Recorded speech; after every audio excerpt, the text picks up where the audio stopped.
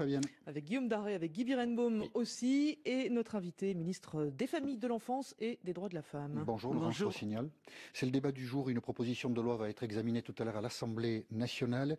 Elle vise à réprimer ce que l'on nomme un délit d'entrave, c'est-à-dire des informations que certains qualifient de fausses, que donnent des sites internet à des femmes qui veulent pratiquer l'interruption volontaire de grossesse. C'est un débat parce que certains vous accusent, en soutenant cette proposition de loi, Laurence Rossignol, de restreindre la liberté d'expression. Avant d'en venir au débat lui-même, ou du moins à cet aspect polémique du débat, qu'est-ce que vous cherchez à faire avec cette proposition de loi? Pourquoi vous la soutenez? Alors, cette proposition de loi, effectivement, je la soutiens, puisqu'elle avait d'abord été proposée sous forme d'amendement au Sénat, et le Sénat avait refusé de l'examiner dans la loi égalité-citoyenneté. Et elle vise à effectivement mettre de l'ordre sur ce qui se passe sur Internet en matière d'information à l'IVG. Peut-être il faut revenir en 93. À cette époque, les anti-IVG s'enchaînent aux portes des services hospitaliers pour entraver l'accès des femmes à l'IVG. D'où la notion de délit d'entrave. De délit d'entrave, qui crée un délit d'entrave à l'IVG, et qui d'ailleurs est très efficace parce que ça s'arrête. Voilà, sans même qu'il y ait besoin d'être traînés tous devant les tribunaux trop souvent, ça s'arrête. Ensuite, ils se sont déplacés à l'intérieur des services hospitaliers, là encore, pour agresser les femmes, agresser les personnes hospitalières qui pratiquent des IVG. On a étendu le délit d'entrave. Et puis maintenant, ils se sont de nouveau déplacés depuis 2-3 ans sur les sites Internet, où là, ils ont mis en place un système assez pervers. C'est-à-dire qu'en fait, plutôt que d'avoir des sites, voilà, nous sommes des opposants à l'IVG, avec laissez-les vivre, des associations dont on connaît bien le nom, ils ont pris des noms très neutres, IVG.net, par exemple, ou testpositif.net aussi. Et à partir de là, ils ont créé des sites qui ont l'air de des sites d'information et qui semblent donner des informations objectives que les femmes recherchent. Et ce qui se passe, c'est qu'une femme qui est confrontée à une grossesse non désirée va chercher des informations sur Internet. Le plus souvent, elle va chercher des informations pratiques. Quel délai, quelle méthode, est-ce que c'est remboursé? Et elle va tomber sur ces sites et progressivement, elle va rentrer dans une espèce de tunnel où on va l'amener à douter de sa décision. Et ça fait 2-3 ans qu'on travaille là-dessus. Dans un premier temps, on a travaillé avec le référencement, c'est-à-dire qu'on a essayé de faire monter le site du gouvernement au-dessus de ces sites. Ce qui est le cas d'ailleurs. Hein. Quand on regarde aujourd'hui, si on tape IVG, on tombe sur le vôtre assez vite quand même. Mais alors aujourd'hui c'est le cas. Mais le problème des référencements, c'est que c'est pas stable. C'est-à-dire que ça dépend des mots-clés qui sont rentrés, des moyens qui sont mis pour le faire. Et ces activistes anti-IVG ont des moyens pour le faire. Et donc on peut pas considérer que c'est tout le temps garanti que ce soit le premier. Et donc on a commencé à réfléchir avec les associations sur la manière dont on pouvait informer les femmes qu'elles étaient menacées de fausses informations et surtout de pression sur leur décision de pratiquer une IVG. Ça représente combien de sites à peu près? Guillaume Daré. Je dirais qu'il y en a, j'en identifie comme ça de tête au moins 4 ou 5, mais en fait ils ont des sites avec des sites qui se renvoient à d'autres sites. Vous voulez les fermer ces sites? Comment? Vous voulez les fermer ces sites? Ah non, moi je veux pas du tout fermer les sites, je suis très attachée à la liberté d'expression et je pense que... Parce qu'ils vont continuer à faire le travail qu'ils souhaitent faire. Je pense qu'être hostile à l'IVG est une opinion que chacun peut exprimer comme il veut, autant qu'il veut. Mais tromper les femmes pour faire pression sur elles n'est pas une opinion. La liberté d'expression n'inclut pas le droit au mensonge. Ce que je veux, c'est que ces sites cessent de délivrer des informations tronquées en se dissimulant derrière l'apparence de la neutralité et de l'objectivité. Mais ça veut dire quoi les condamner? Guy Birenbaum. Puisque le texte dit condamner les sites internet accusés d'exercer des pressions, condamner. C'est une condamnation pénale. C'est la même que pour le délit d'entrave. Vous savez bien qu'à terme, s'il y a des condamnations, ça revient à les fermer et cette expression ne peut pas s'exprimer. Écoutez, si un site dit voilà, vous rentrez sur le site d'une association qui est anti-IVG, nous sommes militants contre l'IVG, qu'ils affichent la couleur. Et nous pensons que l'IVG est un crime, enfin bon, tout ce qu'on entend depuis tant d'années. Ça ne rentre pas dans le champ de la loi qui va être c'est très subtil. C'est très très fort. Mais c'est très subtil. Mais nous sommes confrontés maintenant avec justement Internet et les nouveaux moyens de communication à des problèmes et des questions bien plus subtiles que celles qu'on avait auparavant. Est-ce que c'est une proposition de loi applicable? C'est ce que l'on peut dire quand on dit que c'est subtil. Est-ce que c'est une proposition de loi qui a une chance d'être appliquée un jour? Parce que déterminer le contenu, ce qui est fausse information, ce qui est expression d'opinion, n'est pas facile. D'abord, je pense qu'elle est applicable, et ensuite, je tire le bilan du délit d'entrave tel qu'il a été mis en place en 93 et élargi en 2014. D'un certain point de vue, la peur du gendarme a suffi à changer les méthodes d'action. Donc je pense que là aussi, ces sites vont maintenant prendre en compte la menace. Et s'installer à l'étranger où vous ne pourrez pas les poursuivre. D'accord, mais en même temps, les femmes aujourd'hui, le fait qu'on en parle là, c'est un moyen d'information important contre l'existence de ces sites. C'est-à-dire que les femmes savent mieux qu'il y a 15 jours le risque qu'elles encourent lorsqu'elles rentrent sur ces sites Internet. Jean-Michel a raison, c'est pas très applicable et c'est une sorte de communication que vous faites. Je pense que c'est applicable. Il y a des informations sur ces sites qui sont objectivement fausses. Quand, par exemple, vous avez un manuel qui circule, qui vient de la Fondation Le Jeune, avec en couverture un bébé avec un cordon ombilical qui dit « J'entends tout, cessez de dire que je ne suis pas vivant ». Le délai de l'IVG, c'est 12 semaines. Le moment où un fœtus voit son ouïe se développer, c'est 6 mois. Voilà. Donc c'est un mensonge de dire qu'un fœtus, qu'un embryon dans la période du délai légal de l'IVG entend ce que l'on dit. Ce qui est beaucoup plus subtil sur ces sites-là, et c'est pour ça que je ne sais pas très bien comment vous lutterez contre ça, c'est par exemple les témoignages. Il y a des forums avec des témoignages et la moitié de ces témoignages disent mon IVG a été terrible ou je souffre aujourd'hui psychologiquement, etc. Est-ce qu'on peut enlever ça? Vous ne pouvez pas enlever le numéro de téléphone non plus, le numéro vert, donc les appels à des femmes qu'on pourra orienter effectivement vers autre chose qu'un IVG. Ça, vous êtes complètement impuissant contre ça, non? Écoutez, le but n'est pas d'empêcher les gens de s'exprimer. Le but est d'obliger ces sites à annoncer la couleur, à dire qui ils sont. Donc il vaut mieux qu'il y ait marqué ne tuez pas les bébés au final, en fait. Il vaut mieux qu'il y ait marqué nous sommes une association qui militons contre le droit à l'IVG. C'est infiniment plus simple. Mais il faut bien... Nous allons, avec cette loi, permettre aux femmes de savoir que ça existe. Je ne crois pas comme vous que rien ne sera applicable. Je crois que nous pourrons le faire et ça dépendra aussi de la capacité des autres associations, des pouvoirs publics à engager des poursuites. La jurisprudence, effectivement, sera attendue. Et on reprend cette discussion dans 90 secondes. Question Guillaume Darret. Les évêques de France vous reprochent finalement de vouloir interdire tout propos hostile à l'IVG avec cette proposition de loi. Il y a une lettre notamment qui a été écrite par la conférence des évêques de France adressée au président de la République. Qu'est-ce que vous leur répondez ? Écoutez, c'était attendu. C'est une position constante de l'Église catholique que de s'opposer au droit à l'IVG. À l'IVG, c'est une position philosophique, religieuse, et à toutes les lois qui ont eu pour but de garantir ce droit. Donc, il y a un an et demi, nous avons fait une campagne sur l'IVG, Mon corps, mon droit. À ce moment, il y a eu un communiqué des évêques de France pour s'insurger contre cette campagne. Donc, c'était prévisible, ils sont dans leur rôle, et moi je suis dans le mien. C'est gênant ? Est-ce que ça vous gêne ? L'Église, on l'a vu notamment à l'occasion de la réforme du mariage ou de l'introduction du mariage pour tous, l'Église garde un poids important dans la société. On pensait qu'elle l'était moins, mais c'est redevenu un acteur important. Écoutez, je ne peux pas dire que c'est gênant. L'Église catholique fait partie des composantes de la société française. Ses positions sont constantes. Je préférerais qu'elle évolue sur ces sujets.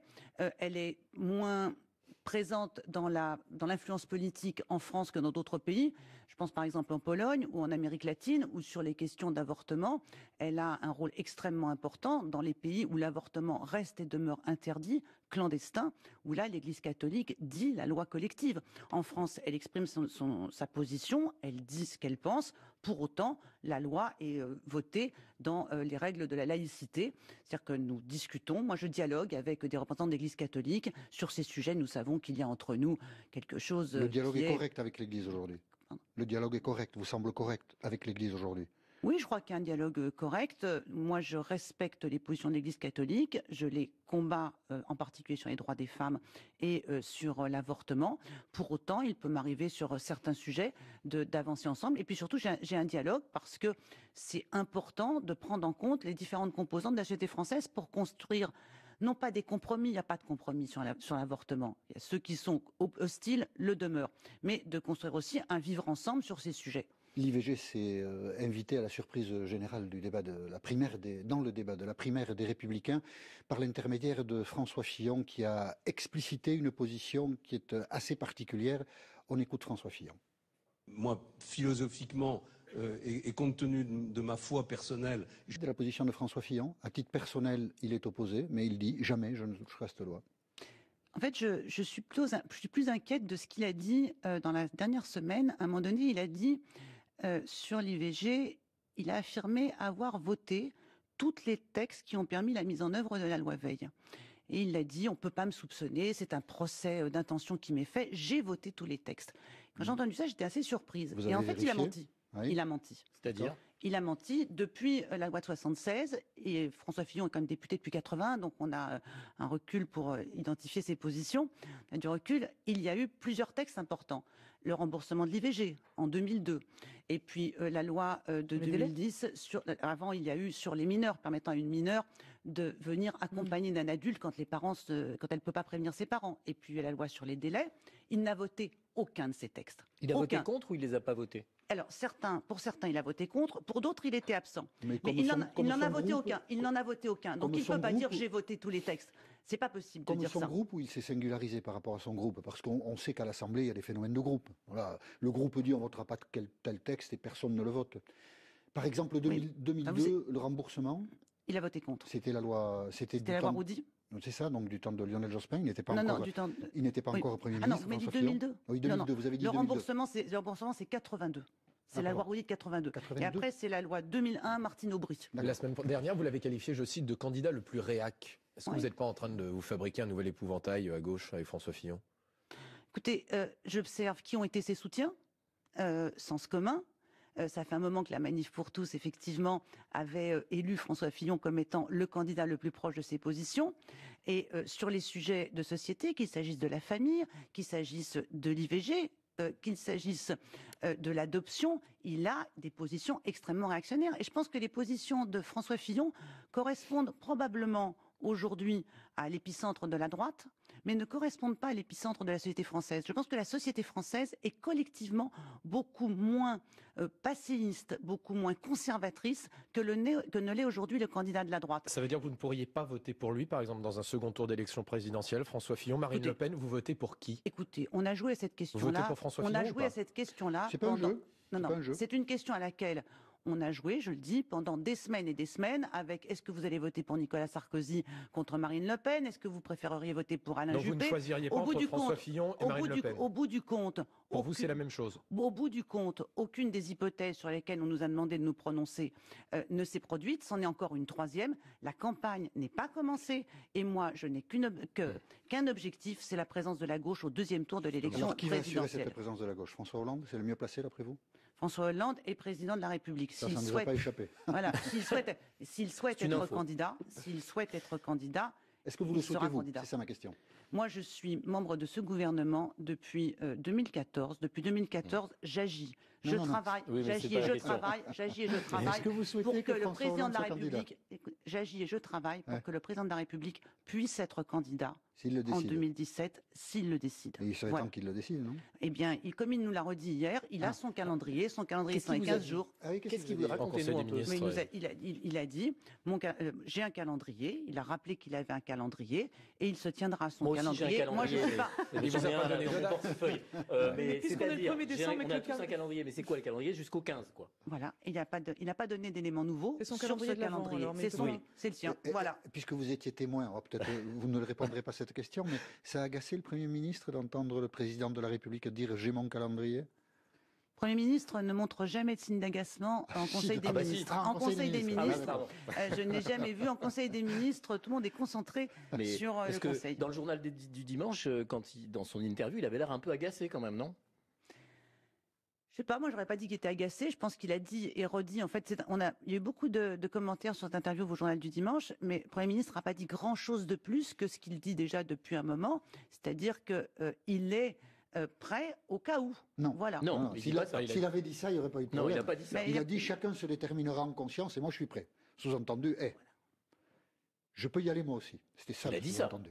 Et je crois que vous l'avez sous-entendu comme nous. Moi, je suis convaincue que le Premier ministre et le président de la République ne seront pas candidats l'un contre l'autre dans la primaire de Dans la la gauche. primaire. Donc Dans le la président de primaire la de la République gauche. peut être candidat hors de la primaire et le Premier ministre candidat à la primaire. Vous déduisez ça de ce que je viens de dire?